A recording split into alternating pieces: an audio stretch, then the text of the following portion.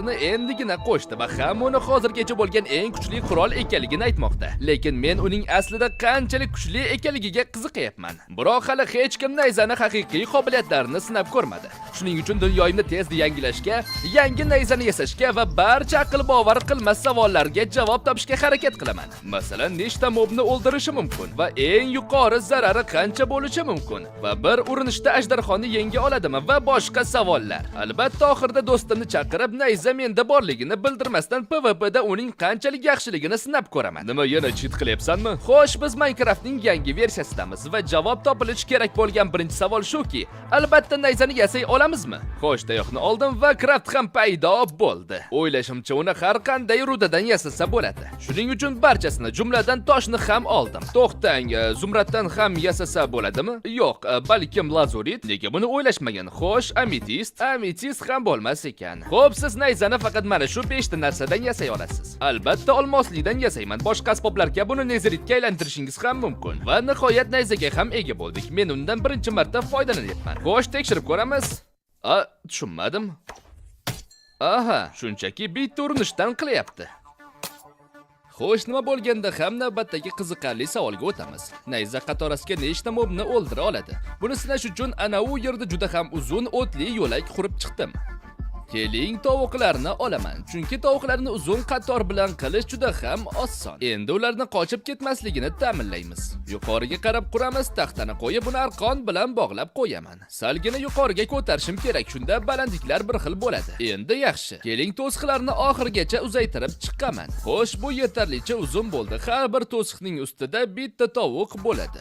Mendan tovuqlarni qanaqasiga topishimni so'rashingiz mumkin. Men esa avtomatimga borib, ichidan tovuq tuxumlarini olib, albatta o'zim bilgan ishni qilaman. Men shunchaki tuxumni otib, tovuq chiqishini kutib, keyin uni sudramoqchi emasman. Juda ham ko'p ish bo'ladi. Menda zo'r usul bor. Dispanserni qo'yamiz, unga voronkalarni ulayman, kichik platforma shaklida va dispanser o'tadigan joy atrofiga to'siqlarni quraman. Va endi bu tuxumlarni barchasini bu yerga tashlashim mumkin. Xo'sh, pakemni bosamiz, meni barmoqlarim esa og'rib ketayapti. Endi ular doimiy ravishda pastdagi dispanserga tuxum tug'ishadi va men buni ikkita kuzatuvchiga ulab qo'yaman. Shunda u qafas ishiga tinimsiz otib turadi. O'ylashimcha 1 soatdan keyin tovuqlar ko'payib ketishi kerak. Keyin esa hammasini ilib qo'yamiz. Albatta, g'alati eshitilyapti. Xo'sh, keyingi savolga o'tamiz. Nayzaga qanday eng kuchli sehrlarni qo'yish mumkin? Agar unga sharpness 5 ni qo'ya olsak, u rostdan ham kuchli bo'ladi. Sehrlash uchun bir qancha lazurit olaman, o'zimni sehrlash stolimga boraman, chunki menda 131 daraja bor. Rostdan ham sharpness qo'ysa bo'lar ekan.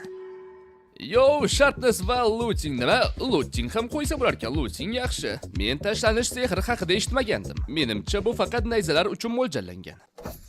Ajoyib. Qani bosdik. Bu juda ham bomba. Bu narsaga yana sehrlar qo'shsa bo'ladi va barcha sehrlarga ega bo'lish uchun men shunchaki bir nechta olmos nayza yasab, barchasini sehrlab chiqaman va 10 daqiqadan so'ng mana shunday sehrlarga ega bo'la oldim. Eng mukammal nayza. Qandaydir sababga ko'ra unga mending qo'shib bo'lmas ekan. Mayli, keling, qanchalik kuchli ekanligini ko'ramiz. Yo xudoyim, oddiy ursam-chi. Bu juda ham dahshat. Qanday qilib bu Minecraftda bor? Mayli, bu yerda hozircha 0 ta tovuq bor. Shuning uchun keling 3-savolga o'tamiz. Tulki nayzadan foydalana oladimi? Bilaman, bu ahmoqona savol, ammo men buni tezda sinab ko'rmoqchiman. Agar bilmasangiz, tulkiga narsa bersangiz og'ziga solib oladi. Shu sababli unga nayza bersam, o'zi nayzadan foydalana oladimi degan o'y keldi. Tovuqni o'ldirma, qani nayzani ol, senga yordam beradi. Xo'sh, negadir u olmayapti. Nima bersam hech narsani olmayapti negadir bu tulki. Xo'p, menda meva bor, qani olchi. Ana endi bo'ldi, yaxshi. Yaxshi bo'ldi, endi uning og'zida hech narsa yo'q. Nayzani ol. O, ajoyib. Endi u jang qilish uchun uni tovuqlar oldiga olib borishim kerak. Agar u qafasga sakrab qolsa-chi? Qani olg'a, jang qil. Nega u qochib ketyapti? Tushunib bo'lmayapti. Nega sakrayapti? O, yaxshi. O, ishlayapti. Ha, yaxshi ishlayapti. Yo xudoyim, men qotil tulkini yaratdim. Menda savol bor. Nega qafasning tashqarisida tovuqlar yuribdi? Men buni endi payqadim va agar bilmasangiz, Minecraftda tulkini qo'lga o'rgatish mumkin. Agar biror o'yinchi sizni ursa, tulki ham xuddi bo'ri kabi o'sha o'yinchiga hujum qiladi. Xo'sh, endi nayzani menga qaytar. Mevani ol. Rahmat. Tovuqlarni chiqib ketganini sababi dispanser tuxumlarini otganda u shishadan o'tib ketyapti. Shuning uchun toshdan devor qo'yish buni to'g'irlaydi degan umiddaman. Okey, hammasi ishlayapti. Keyingi savol meni eng yoqtirganim, nayza bera oladigan eng maksimal uron qancha? Agar bilmasangiz